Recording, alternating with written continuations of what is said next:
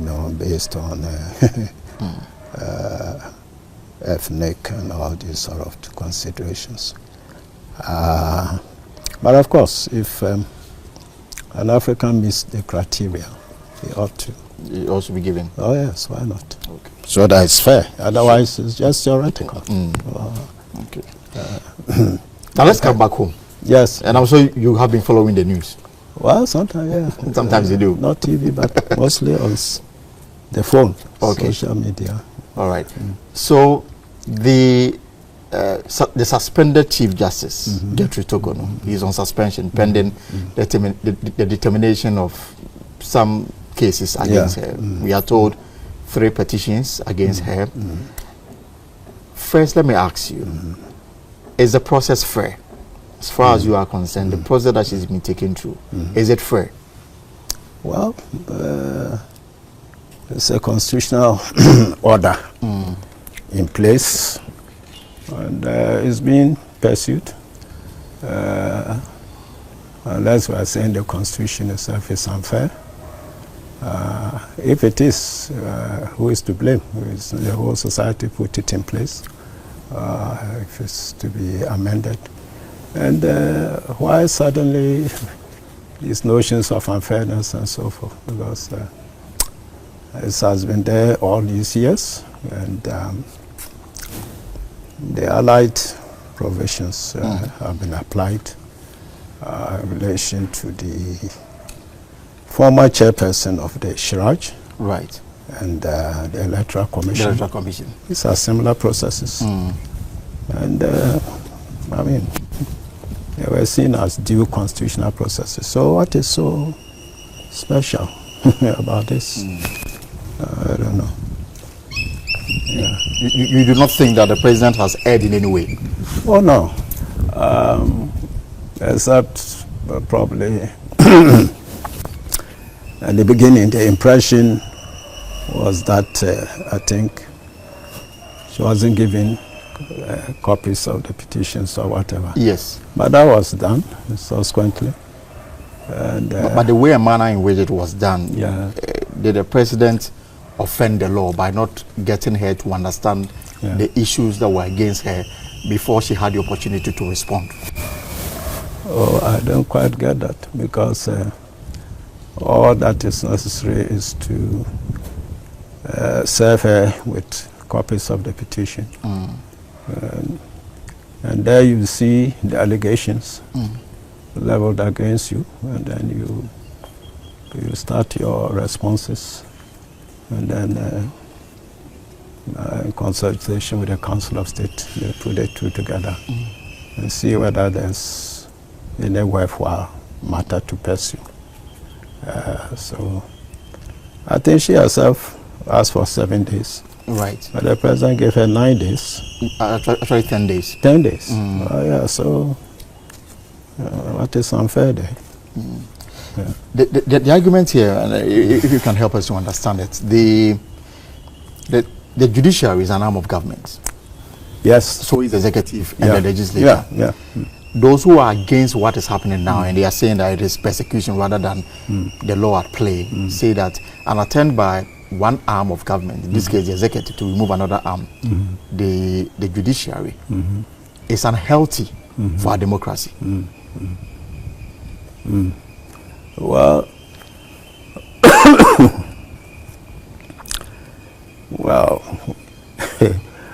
yes, separation of powers, but there are checks and balances also.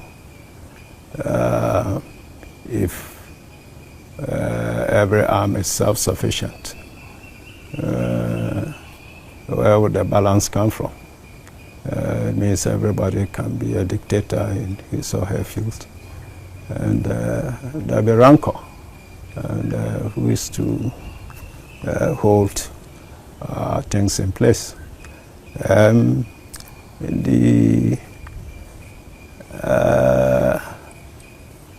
president nominates the Chief Justice in consultation with the Council of State with approval of Parliament. And those are the initial stages. I don't know why.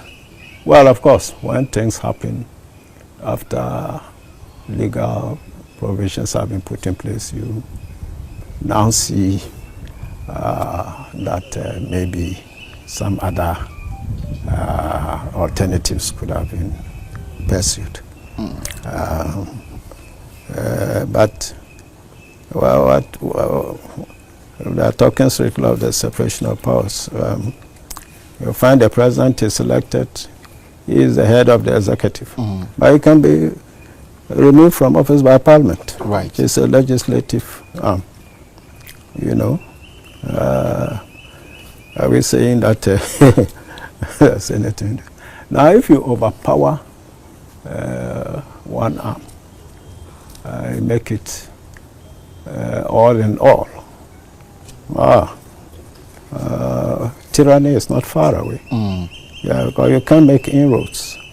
Yeah, and people tend to be used to their own terrain. Right. And want to enter there, you can naturally meet resistance. So they're saying that the Constitution should have placed the removal in the hands of the judges themselves, or what? I mean, but is it? I mean, the Constitution is clear, and what circumstances a Chief Justice can be removed. Yes, yes. And the President in this case is only a conveyor belt. Yeah, yeah. But some people on the other side find this offensive because they make reference to comments that were made by some elements of the NDC, including the President, when he said in opposition that there was a need to reset the judiciary. And they see that the reset agenda is what is playing out now.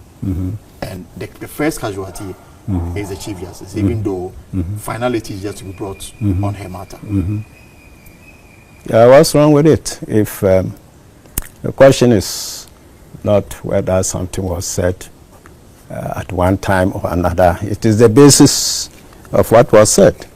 Well, what is proper and right at any time remains so, you know. So, was it only the president? I think some of you people came here and talked about some of these matters. Was it the president who started calling the Supreme Court unanimous FC on social media? Yes, exactly. It was President Mahama. Yes. Was he the one who started calling the Supreme Court unanimous FC? Or he was stating a fact of public knowledge? It was a public outcry. And I said here before that the courts belong to the people. And that's where I find trouble with people who get power. Look at the Constitution.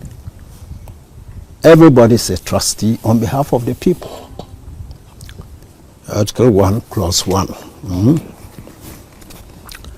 The sovereignty of Ghana resides in the people of Ghana, in whose name and for whose welfare the powers of government are to be exercised in the manner and within the limits laid down in this Constitution. So, no matter who you are, the powers vested in you belong to the people. They are the sovereign power of the country. You are answerable to them. It is for their welfare and interests that the powers have been given to you. You see? And now let's look at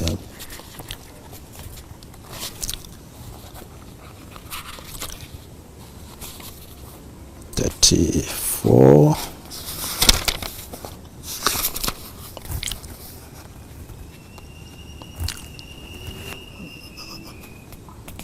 Okay. Let's look at 34.1. The directive principles of state policy contained in this chapter shall guide all citizens, Parliament, the President, the Judiciary, the Council of State, the Cabinet, political parties, and other bodies and persons in applying or interpreting this constitution or any other law, and in taking and implementing any policy decisions for the establishment of a just and free society.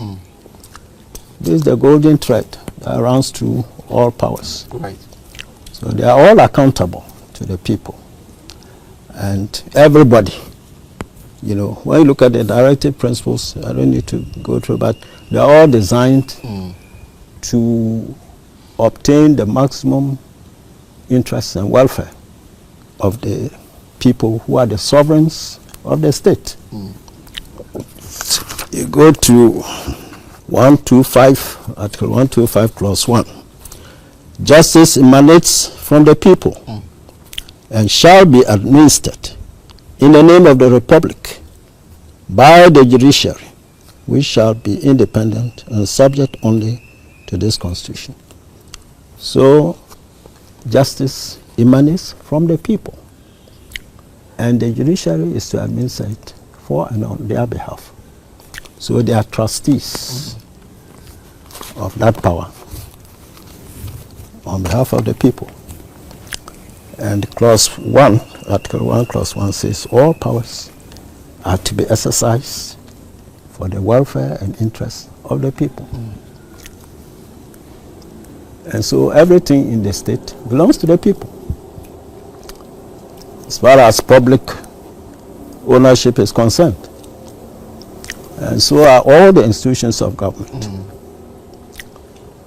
And that's why judicial proceedings, even as a constitutional provision and at common law, are to be held in public. Right. Only in exceptional cases, they can hold proceedings in camera. Very limited situations. Otherwise, mostly even at the discretion of the Chief Justice. Yes, the court is itself. The court sitting on the case, they determine. And now, why do they say the proceedings must be in public? Because the courts belong to the public, and they want the people to be in there and see how justice is dispensed. Whether it's satisfactorily dispensed or unsatisfactorily. And for them to take appropriate remedial actions. That is it.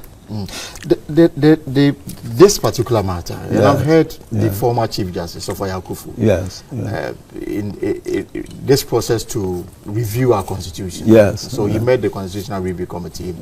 And she makes the point that the process that is enshrined in the Constitution, the roadmap for the removal of a Chief Justice, is unfair.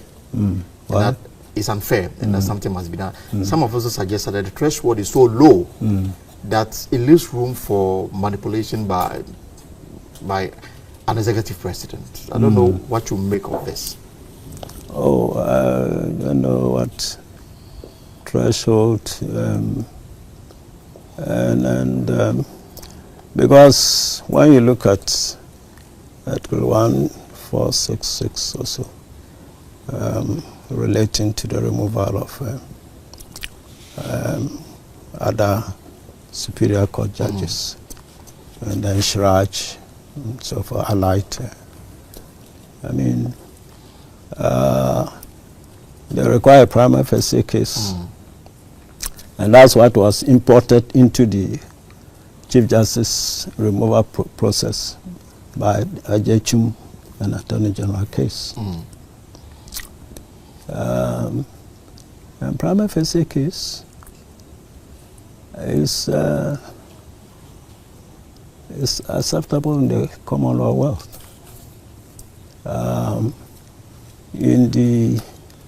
Even in criminal trials, it obtains. At the close of the case for the prosecution, there's no prima facie case. The accused is to be acquitted. So the formulation, I have not seen the authoritative formulation of prima facie case in relation to constitutional administrative process like this. But ordinarily, I mean,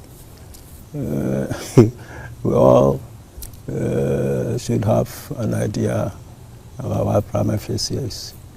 If at first sight, on a plain assessment of the matter, you know, first impressions, obvious impressions that drum up from a situation of evidential, you know, facts. I mean, I don't know what else somebody would like about that.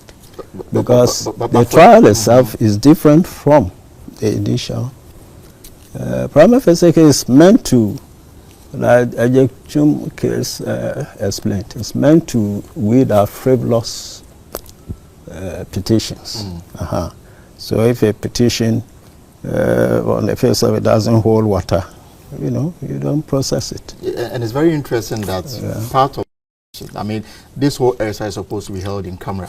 Yeah. There should be secrecy covering it. Yeah. Unfortunately, in this case, a lot of the issues that were supposed to be held in secret is already out there in the public, including even the petition seeking the removal of the Chief Justice. Interestingly, some aspect of the petition went to former President Akufo-Addo. The matter was referred to the Council of State. It was dismissed outright. Now it has found favor with the current president. That is what people think, that this may be politically influenced rather than, you know, establishing a case of impropriety against the Chief Justice. Well, let's look at it. See, this country, people like to pretend a lot, and that's my problem with Ghanaians. What necessarily shows that what Akufo-Addo did was without politics. What is inherently non-political there? What are the sound reasons that we know that would justify what were the petitions he dealt with? People don't deal with those. I would just, you know, I know how this country operates. I don't move anywhere, but I follow things, you know, and I think about Ghana a lot. I mean, political polarization. Somebody's camp does something, right or wrong, because it's their camp, it's perfect. Another one does it, same thing, even maybe better. Oh, no, everything is wrong. That's what's happening in this country. I tell you plainly, that's my assessment of things. And it doesn't help us. The only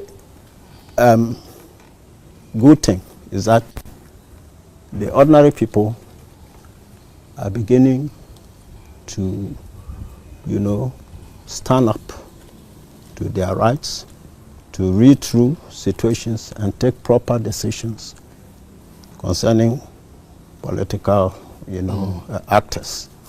That is a saving grace. If it is sustained, you know, that can help, you know. And I mean, all this hula baloo, I don't know. They should have marshaled the facts pertaining to the Akufo-Addo dismissal, the type of petitions, and then we compare with this and see, then we can see our way clear. That hasn't happened. That hasn't happened. And it's difficult to happen until everything is resolved. But Ghana being what it is, everything is supposed to be secret. Actually, the provision, when you read the provision on the proceedings, it gives the impression that it is an actual investigation that should be secret. But the Supreme Court in AY3HU said it applies from the very beginning. From the very beginning. Up to the end. But in this case, that secrecy that should be expected has been exploited. Yeah. In what way? I mean, people are speaking to it, even when the suspended Chief Justice wrote to the President expressing her unhappiness about the fact that the President had received a petition. It took days, and she was unaware of the content, yet it had been forwarded to the Council of State. She wrote to the President, it got leaked in the media. And so the secrecy that should cover the entire process has been abused in a way that for a lot of people is unacceptable. And that is what gives credence to people's assertion that this may be staged after all.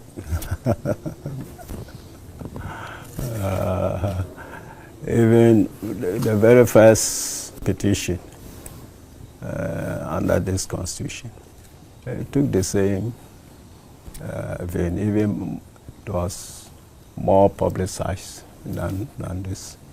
The person who wrote the petition, I think, sent it to the media, all kinds of people. And the court faulted that. And they were saying that everything should be secret from the beginning to the end.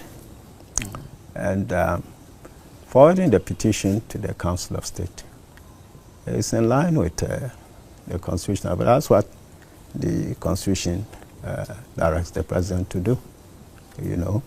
And that's not a leakage. It's part of the constitutional process. But sometimes when you hear government operatives speak to the matter, is that even when the petition went before the Council of State and they deliberated upon it and they came to voting, out of the 31 membership, 30 voted that there's a case for the Chief Justice to answer. The only person who abstained, according to government, some government appointees, the only person who abstained is her ladyship, Sophia Kufu. And she abstained because of conflict issues. So to the extent that even what was deliberated in camera is now a matter of public discourse. Yeah, so that's why I said there's a lot of pretense in our national life. How did that happen? This was sent to the council. How did people get to know what happened there? You know, and it just shows that people go about nosing into these things, spying, kind of. And the very people complain. I mean, who may be complaining, maybe those complicit in these acts. I've seen that these petitions, some of the contents have been splashed on social media. And the Chief Justice... Even the Chief Justice's response? Yes, yes, was also splashed. Is it right? Well, it's not right, but who causes it? Are you saying that is the President who caused these publications, or the Council of State? I mean, you are the media, you can gather that evidence for us. Who caused these leakages? It's the system. Our political system is jaundiced, as you know. People, they spy on each other. You know, that activities leak to each other. I see these things on social media. Who is behind those things? Some of them, they themselves, you know. And in any case, when we talk about these sort of things, I think when the Chief Justice was given the copy, I think she also leaked it to the media or something. The President complained that she yes, this was the letter she wrote to the President, and even the President complained that even before he got it, it was already in the media. Yeah, it's not part of the process. Who leaked it? Was it the President? And even, I don't know. You see, these days, I'm afraid of taking my information from the social media, because you can find completely distorted facts. I don't know how people are able to do those things. Let me just give you some example. I saw on social media that on May 5th, I granted an interview to, was it your Joy or some TV station? And I was saying that when the President is removed, when the Speaker is removed, why can't so. May 5th. The May 5th yesterday. Yeah. That publication is there. Look at that. It's the kind of thing that happens. And us, The publications by some of your counterparts, the media does that, you know. And you talk of secrecy. I don't know whether it's true, but I read on social media that the Chief Justice was appealing to certain foreign powers, Canada, UK, US, also to intervene. Yes. Is that part of the secrecy process? But in view and those criticizing, what have they said about that? That's what I hate about this country. You look at one side and fault it. Your side does the same thing. You've seen nothing. It's correct. Nonsense. It's but personally, where you sit, do you trust in the credibility of the process in view of all the issues around it? Oh, the MPP poured on the streets yesterday. Yes. Describing President Mahama as a tyrant, as a dictator who is seeking to, to collapse an arm of government and facilitate, a third term in office. Now, look, you are a well-informed journalist. You've been following the operations of the government since '92.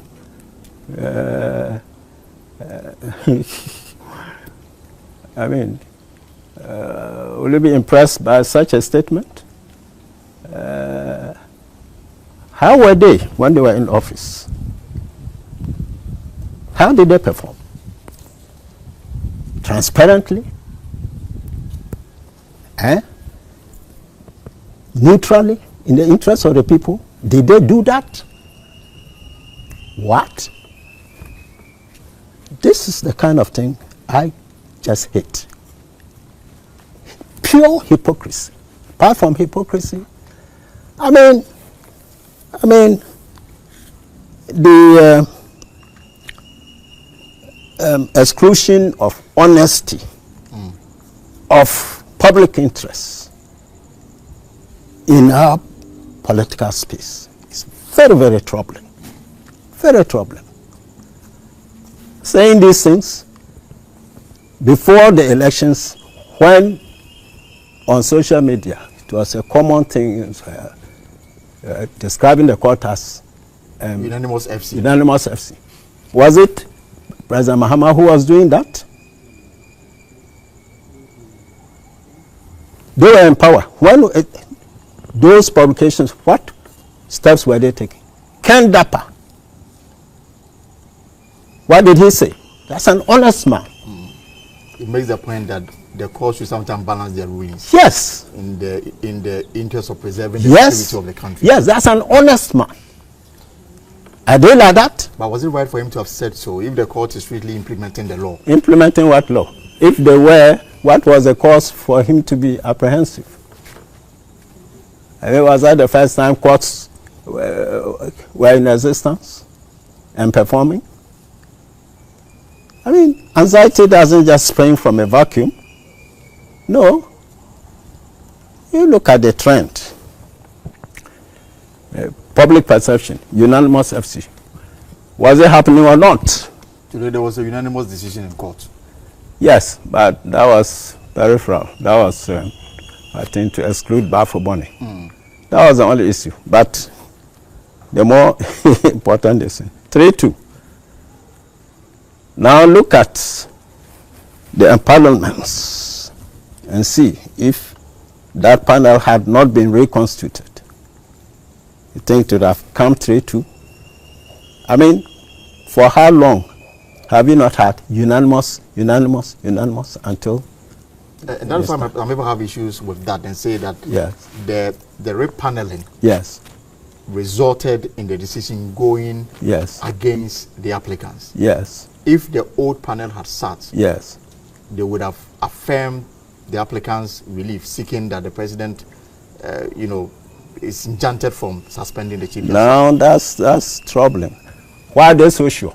Are they the panel? Why are they so sure? That should have gone that way. That's the unanimous FC that was playing out. And that should be sustained. That's what they are fighting to sustain. And they are wrong. But does that feed into the public perception that the new addition may be working towards a certain political direction? Oh, Now, let's look at it this way. You are a journalist. You just take time and go and get the panels on constitutional cases since these people came to power. And when I'm speaking like this, don't think that I'm for anybody. Right. I'm not for anybody. Of course. If I were to follow political leanings, I was PFP candidate for Pagachana constituency, 79. That's these people now NPP. I should have been. I don't have time for those things. They are not. They don't yield good fruits. That's why I quit politics. Now, so you go, I mean, what is the impression there? So long as Tokonu puts panels that give unanimous decisions in their favor, that is justice, isn't it? But if it is valid, it goes ahead and hey, I mean, that's the scenario. That's the scenario. That's pretentious. It's not even pretentious, it is blatantly, I mean, unacceptable. You can't just see the tide of events. Why is it that? Oh Lord, I'm coming. Yes.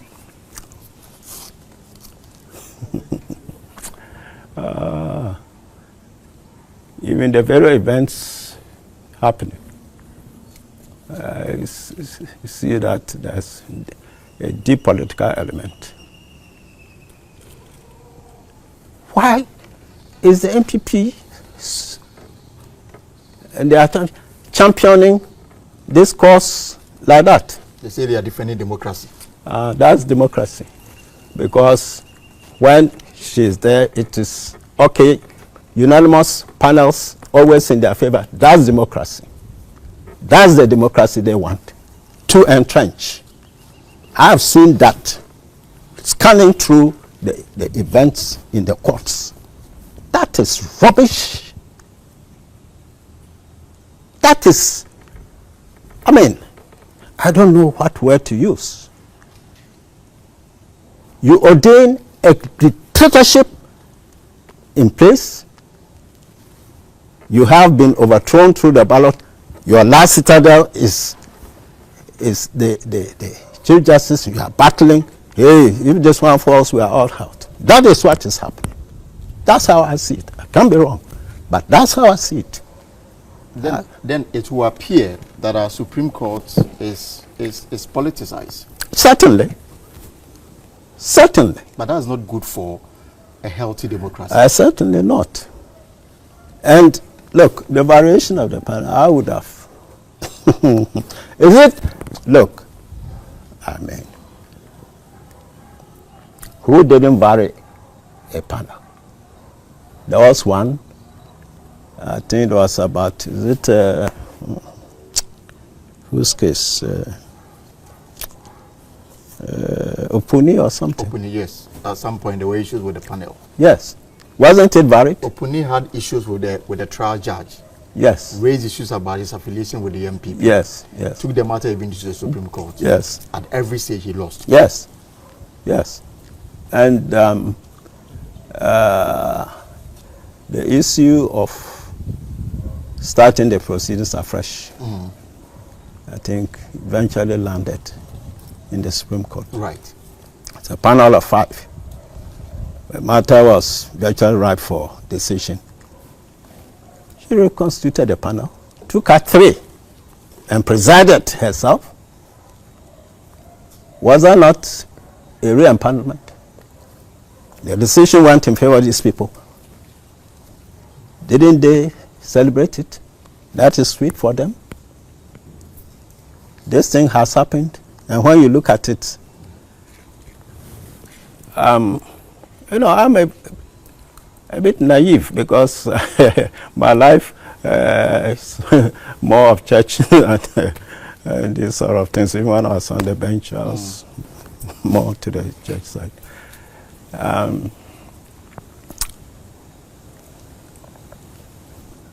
at the time of the unanimous FC, what was happening? Bafuboni, Kulendi, Poman, this man who was coming, Tanko. These were fairly senior judges. How often did they get onto constitutional panels? How often? Why was it so? Were they not members of the Supreme Court? Were they not seniors? That's what I'm saying. Please do that research for me. Go and get the empanelments on constitutional cases under Tokun. And you see the trend. Let's put pretense aside. Let's look at what is good for Ghana and get that done. Until that is done, we keep on moving in circles. At the court, for example, in a matter that the Member of Parliament for Otafu brought before the Supreme Court. Yes.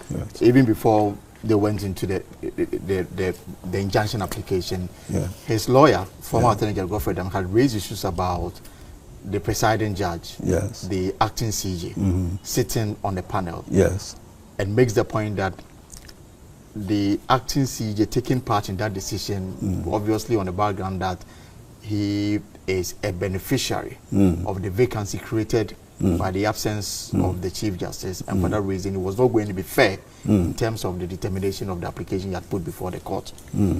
And you think he didn't have a case? Beneficiary, I mean, I would have liked to see further and better particulars about this claim of because he's now in acting capacity as the Chief Justice. In the event that the suspended Chief Justice is removed, he may likely continue as a substantive Chief Justice. And so a case before him, which borders on the suspended Chief Justice, and he had a decision to make for the position taken by the former Attorney General. He had compromised himself. Okay, let's... And that matter was dismissed unanimously anyway. Well, look at that. That's why I say, let's put pretense aside. And I'm telling you, this country, if we are not able to exercise political poison from our governance system, we'll continue to suffer. Now, let's wait a minute. Before her suspension, when this challenge came, I mean, when the process was commenced for her removal, and Godfrey Dame and others brought suits, injunction. Who empaneled? The suspended Chief Justice. She had no interest in her own matter? But she was not on the panel. No, but, I mean, look, empaneling involves picking and choosing. Who to sit? Yes. And you think she had no interest in that? Huh? Of course, there have been some decisions saying that the Chief Justice is the only person who can empanel nobody if she's around. With hindsight, I think that those decisions have to be looked at again. The paneling? No, the fact that so long as the Chief Justice is in office, he or she must do the empanelment. Must be looked at again. Because, yes, they quote the provision that makes her the head of administration in the judiciary.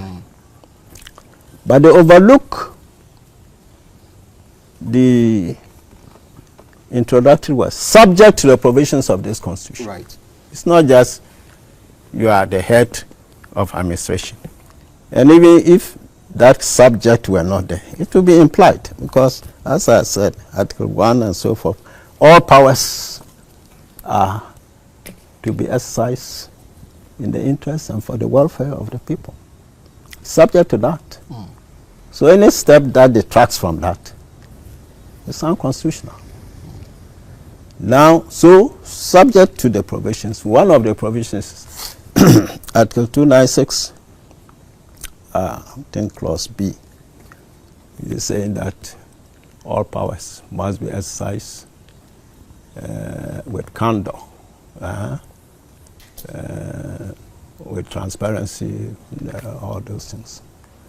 That should affect the Chief Justice too. Her powers are not free from that article. And Ajay Dateba, one of the best judges in this, a very brilliant man, he said that the Chief Justice and Parliament power were subject to that provision. And the others agreed with his view. So you see, some of these things, they don't look at them very, very carefully. But it's important. I'll stress some aspect about that before we... Okay. Let me take you to the Ghana Bar Association. Yes. You went for a review, yes. A mid-year meeting. You weren't there. I mean, I'm not a member of the bar. You are not a member of the Ghana Bar Association. That's a lesson. I'll tell every lawyer well, member of the Bar Association. It's technically somehow, but retired judges, if you say I'm a member of the bar, I should be entitled to go and practice law again. I'm not. They came to some... But technically I am. Okay, so they came to some resolutions. Yes. I mean, yes. Some of the matters they discussed, some of them were put to a vote. Now, in the matter relating to the suspension of the Chief Justice, when they voted on it, 47 members of the Bar Association voted against the President's decision to suspend the Chief Justice and demanded that the Chief Justice reinstated, describing the decision to suspend him as unconstitutional. That's the position of the bar. Are they right in coming to such a determination? Well, let me tell you, I think was it 2015 or thereabouts, the then Chief Justice Judge Nawood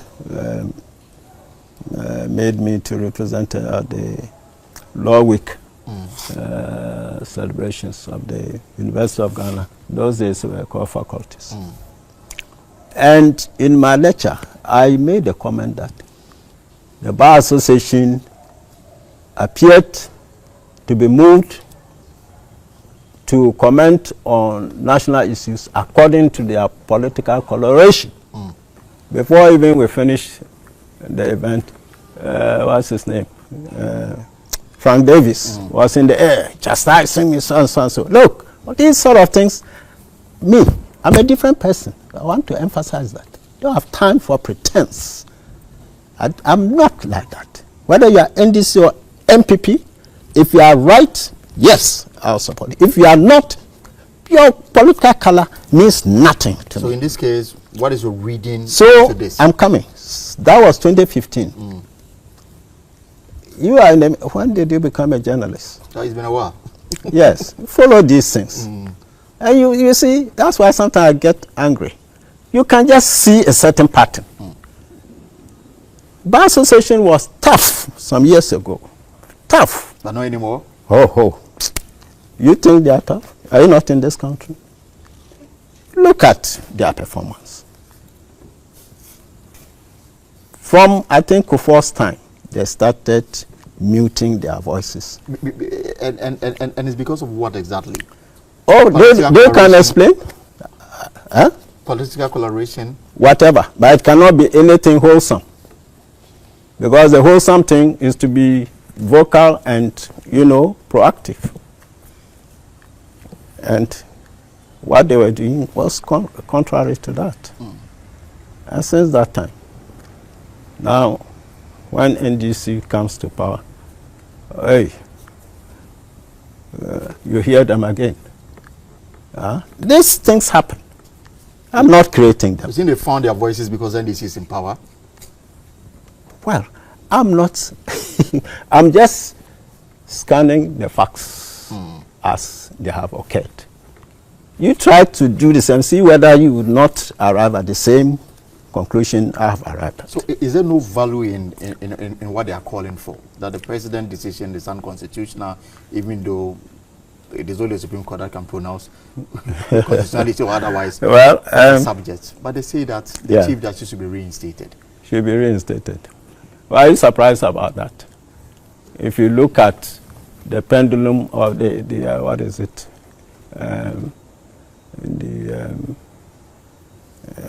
Graph of their functioning. Is it surprising? It's not surprising. And they should know it. And I think they know. They know. In fact, I think originally they came out with some kind of balanced position on the matter. Their first statement was that they were monitoring. Yes. And that as at the time they issued a statement, no law had been broken. Yes. And then they went to this media review and they came up with this statement. So what describing what is happening was unconstitutional. What was the law that they now found broken? What was the law? Not enough. I think they were talking about no constitutional instrument to govern the exercise of the discretion. I don't want to comment on that. So, Your Lordship, no law has been broken as far as you are concerned by the President? Initially, I think maybe when they did not give a copy of the petition, that could be said to be. But even that is debatable. There are various legal views on this matter. But going by AY3HU, I think initially they ought to, send a copy. And that was done when she requested for it, before the prima facie case was established. So I don't know. Then is the reason why the former Attorney General went to court with his client, saying that the President erred in not giving her a copy of that petition before. Now, and then even requested that the entire, in fact, they wanted to enjoin the President from proceeding. And that didn't happen. You think that in terms of law, when an application had been put before a court, the President ought to have, suspended further action on the matter until the determination of the case? That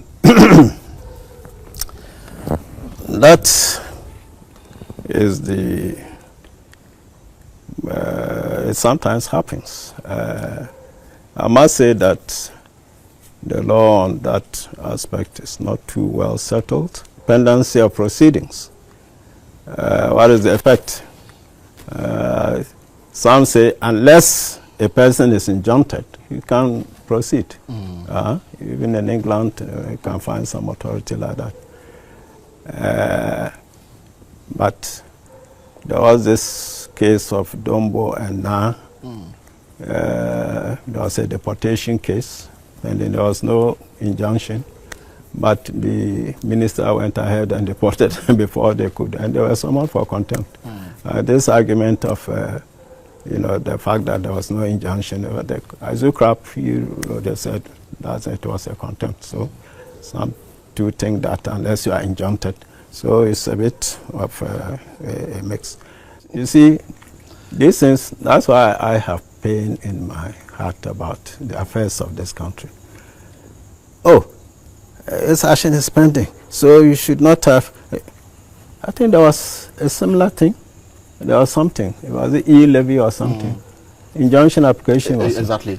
They proceeded. What did these people say about that? What did they say? Is it not the same thing?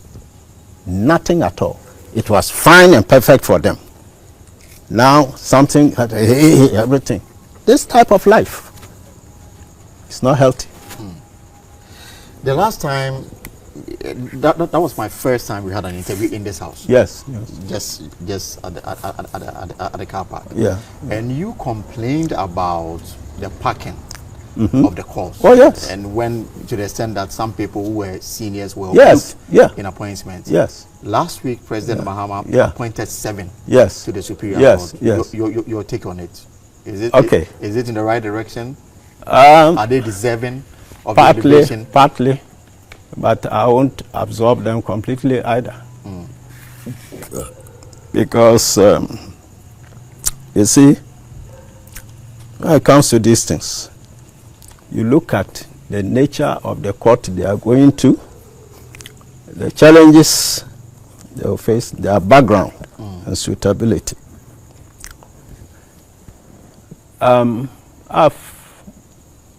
When I was on the bench, after some time, I found out, with these appointments, particularly to the Supreme Court, they should have some from the bar, very distinguished, practitioners, right. upright. Then academia. Some should come from there. And then Court of Appeal, right. the ordinary. You have a balance. I came to the Supreme Court straight from the bar. And so did Sofa Akufu. At our time, they were very saying, oh, these people are not experienced, so and so and so. What has happened when we came there? People don't even take time to know people properly before they just generalize. You know? In saying this Hulabalwe they were raising,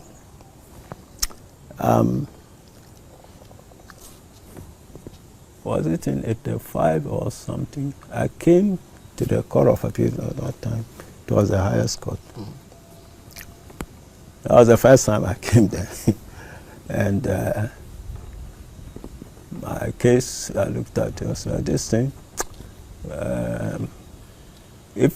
I'm happy I'm going before a very strong court. It will take time, but eventually they will see my point and I'll win my case. And I did. And 2 other subsequent ones. And after the third one, when I was about to leave the panel, it was Sowa,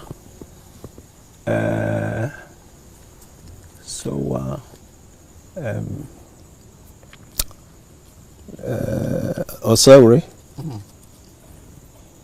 and Aban. Right. When I was about to say, oh, you wait. So what is it? He said, oh, you should transfer your practice from Bolgatanga to Accra. And I was saying they thought I was not. So you see. Then they explained, we know that if you transfer your practice from Bolga to Accra, your practice will rise. How many lawyers had that commendation in open court? That type of court? Those days, how many lawyers would you meet in the Court of Appeal? Hey, those judges were tough. Right. If you didn't have confidence, you dare not go there. Appear before them. Yes. I'm telling you. They did that in open court. About how many lawyers have had that kind of commendation before such? But, you know, I was in Bolga doing my practice. Oh, this man from there, what I've seen. So back to the commendation. Yeah, I'm coming. As I said, they ought, see, because the Supreme Court is basically a constitutional court. We don't have it as South Africa, they have constitutional court. But the most important part of the jurisdiction of the Supreme Court is constitutional. They have exclusive jurisdiction in the interpretation and enforcement of the Constitution. And when any issue relating to that arises, they have to suspend the proceeding and refer to. See, that's a very important segment. As for the ordinary litigations, there's nothing so easy, but constitutional law, administrative law, these are more jurisprudential. They are not things that have been commonly and often litigated, like matters of contract, land, and all these things. So the principles are a bit obscure, a bit still evolving. And so the academics, they are good at that because they are research people. So they can do that. Dateba was an academic. Modibo Kran was an academic. Even Chum, he was an academic, he practiced for long.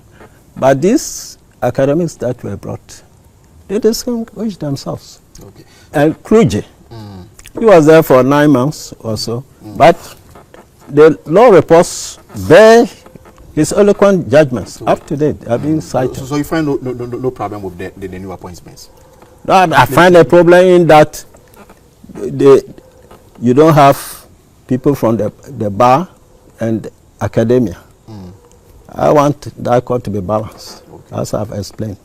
You want that mix? Yes, because it has worked well. All right. Yes, that's worked well. My guess is His Lordship William Atuguba is a retired Supreme Court judge, and we are looking at a number of issues. We've been focusing more on the suspended Chief Justice and the matters around it. We'll take a short break here on it, but when we return, we'll go into some governance matters, the issue of asset declaration and code of conduct that President Mahama launched yesterday to guide the conduct of his appointees when we return from the short break. You're welcome back. My guest is His Lordship William Atuguba, a retired Supreme Court judge. Your Lordship, you're welcome back. So you still have issues with the appointments? Well, Court. What I want to add is that, you know, when I don't know the criteria politicians use to do their things, and I don't get involved with them. But sitting afar, look, you are trying to staff the Supreme Court. You look at the stature of that court, the legal challenges that come up and affect the destiny of the country. Constitutional issues can be very difficult, very, very difficult.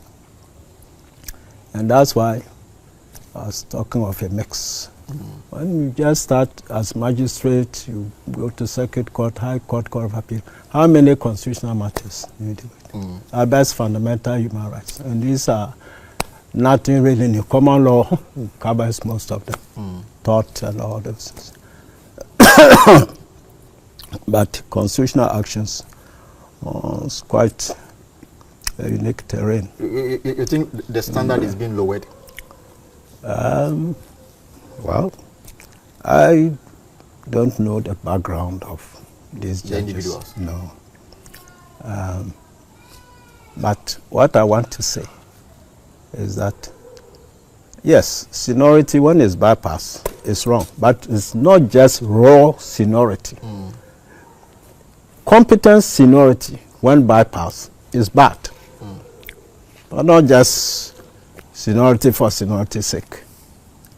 No, that doesn't, you know, serve the country well. Is it possible there could be conflicts among the judges because of the manner in which they were appointed? Some got appointed under this regime and that regime.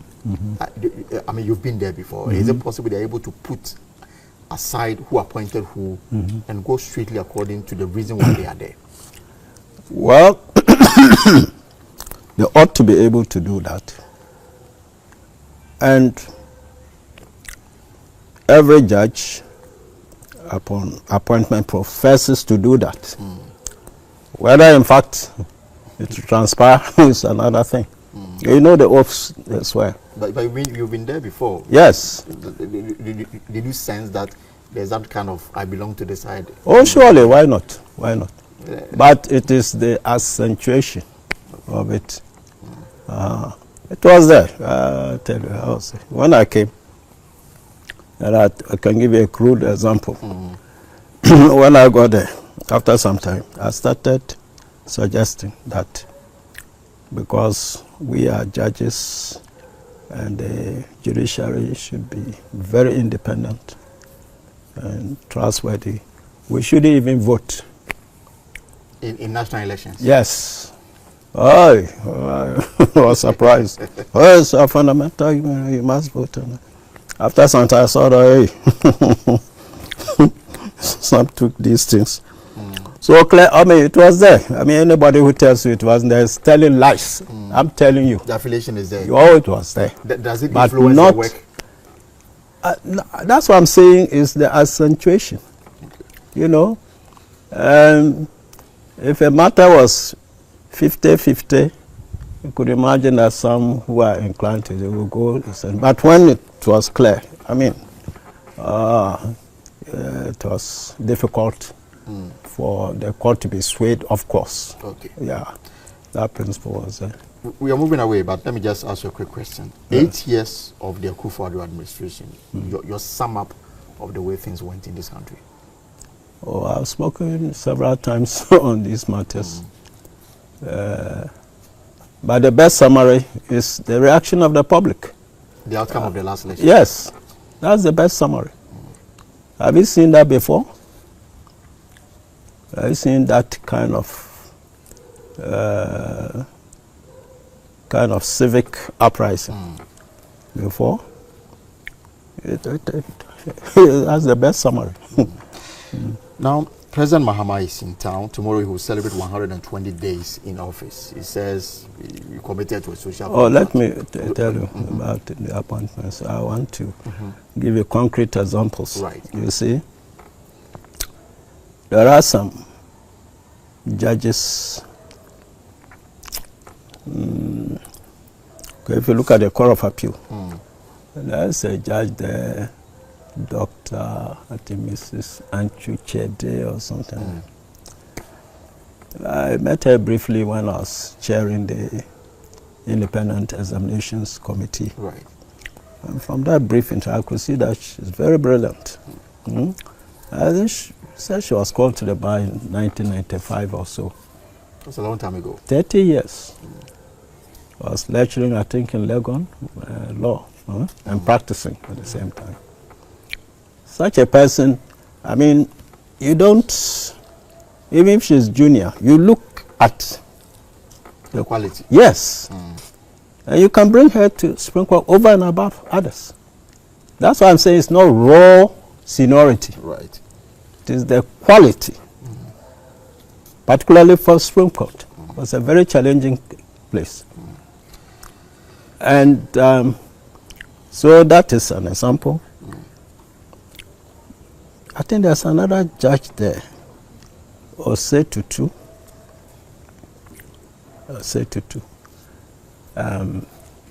He went there not long ago, but it's a solid material. Okay. He and another judge, Achibonga, they were sent to the Gambia when they asked for judges from Ghana. You think they were selected randomly? No, I'm told it was based on something. Yes. Now, I understand their Chief Justice, they recommended them highly for promotion.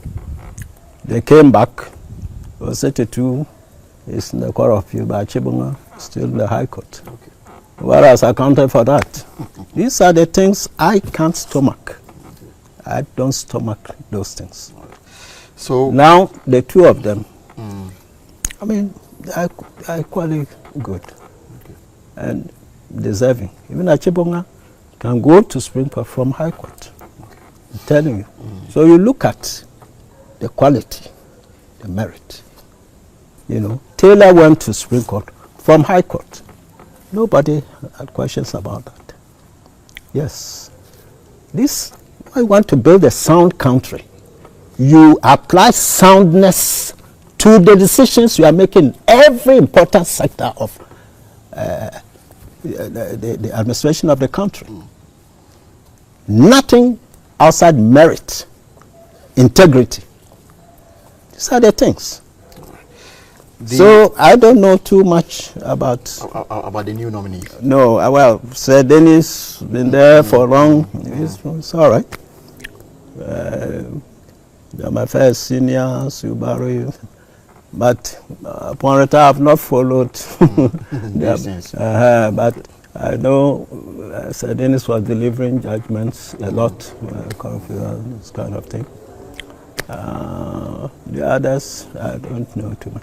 But whoever, the powers that be, must do honest and diligent background checks. First, in terms of legal competence. It's easy to find. Their judgments. All right. Yes. If it is not there, you don't just say you have been there for long. See?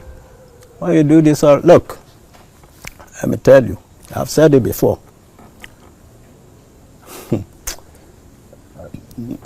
A regime comes, picks people over and above competent seniors.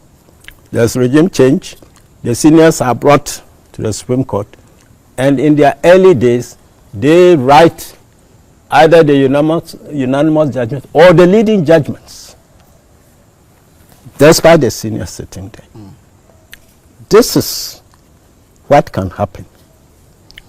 And I mean, it takes merit for that to happen. You come as a senior, and the others lay back, and you have to write a judgment. Just within the first weeks, these things show. These things show. Okay. The few other matters I want to touch on before we conclude. There is this issue. President Mahama yesterday was not happy. Because in February, when he declared his assets, he told all his appointees to do so before the end of March 2025.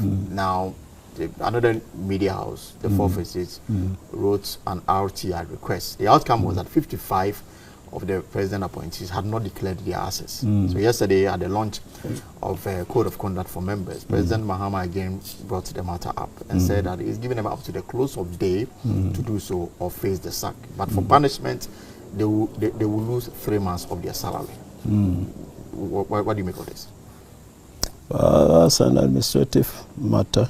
I mean, the constitution is clear. I'm coming. In the declaration of assets. Yeah, I'm coming to that. I'm coming to that.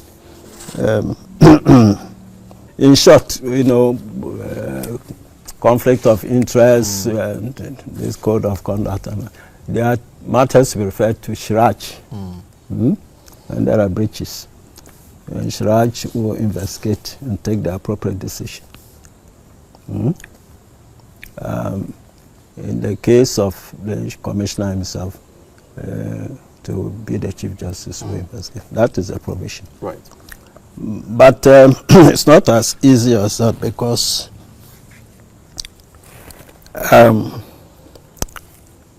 the president is the appointing authority.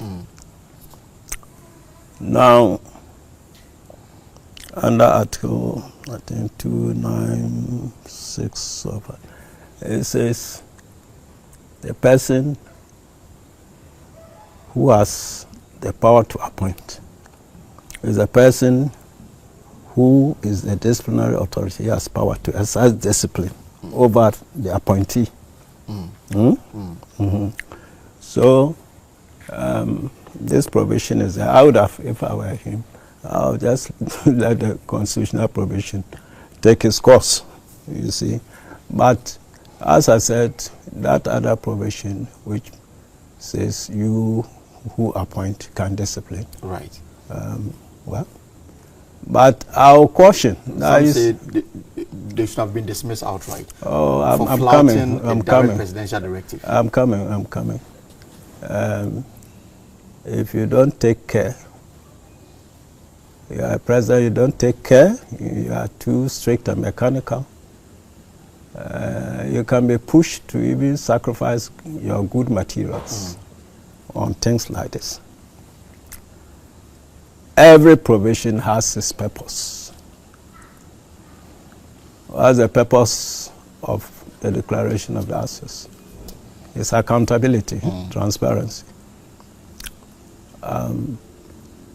The question is, what explanation has been given by those who failed? None as of now, at least none in public. Yeah. Maybe in private they have done so. Yes. You see, because this provision is there, but you come and your ministry may have serious challenges. You plunge into this, and your mind can be too focused on those challenges, and that's why I say, oh, I'll do it. But even the constitution says that you should even do it before you even take office. Yes. No, I think it's on assumption of office.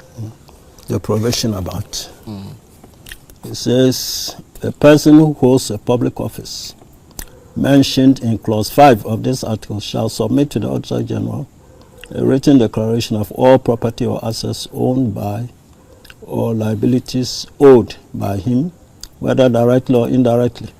A, within 3 months after the coming into force of this Constitution, or before taking office, as the case may be. B, at the end of every 4 years, and C, at the end of his term of office. Failure to declare or knowingly making false declarations shall be a contravention of this Constitution and shall be dealt with in accordance with Article 287 of this Constitution. If I were him, I would let the Constitution take its course, right. As stated, you know.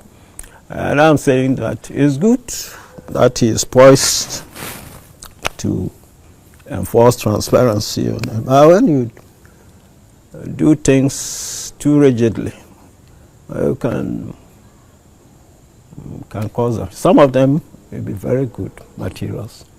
Probably are busy with other things, okay. Trying to, you know, and not that they will not do it. I think their attention should be drawn, and I think it's only in case of blatant recalcitrance that you can dispense. And my final question will be: there's ongoing process to review the 1992 Constitution. Yes, there's a committee that has been set up. What recommendation would you make to this committee? Oh, which aspects of the Constitution require some kind of a review? Well, I don't think my opinion would be useful because it will certainly not be accepted. I would radically have said the appointing powers of the president to all these important state institutions, whether direct or indirect, should be taken away. State institutions like for example? Oh, CJ, Superior Court Judges, Shiraj, Commissioner, NCC, you know, Auditor General Electoral Commission. I mean, look, they say power corrupts, absolute power corrupts, absolutely. It is in human nature to desire more power. So when you tempt somebody with so much that he feels, you're just looking at the power and not the purpose of it. Why must, look, we say democracy is a government of the people, by the people, for the people, of the people. Huh? I don't take care. In the end, you are surrendering power back to one man or just a few people. Don't take care. Is that really democratic? And why must the president need these powers? What we need is good governance. President can be confined to running the economy. Huh? That is sufficient. But like an octopus everywhere. So that's how state capture results. And I said it in respect of the last regime that state capture had been effected. I said it here. Complete state capture. Because of these things. You know, I know they won't accept that. But that's, I don't retreat from that. That's opposition. Yeah. Okay. No. You vest the power in an independent body. Very independent body. Those top positions.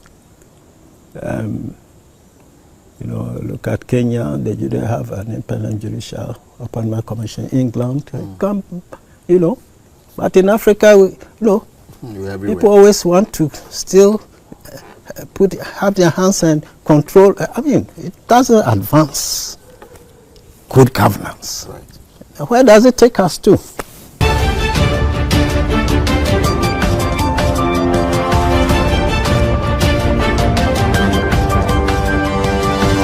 Leakages.